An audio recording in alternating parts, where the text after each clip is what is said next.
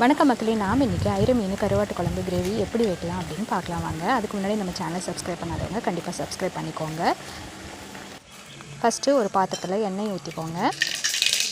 சூடானதுக்கப்புறம் கடுகு போட்டுக்கோங்க. அது கூடவே கொஞ்சம் சீரகம் போட்டு பொடி பொடியாக நறுக்கி வச்சுருக்கக்கூடிய வெங்காயத்தையும் பூண்டையும் போட்டு நல்லா வதக்கிக்கலாங்க.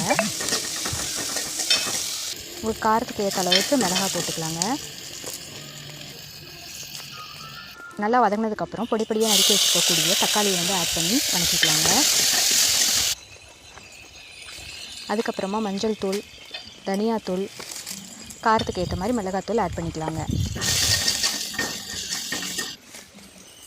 அதுக்கப்புறமா எலுமிச்சம்பழ சைஸுக்கு நம்ம ஊற வச்சுக்கக்கூடிய புளி தண்ணியை கரைச்சி ஊற்றிக்கலாங்க. தேவைக்கேற்ப உப்பு போட்டுக்கலாம்.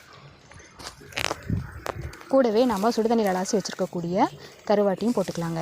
நல்லா கொதி வந்ததுக்கப்புறமா கொஞ்சமாக தேங்காயும் சோம்பையும் அரைச்சி ஊற்றி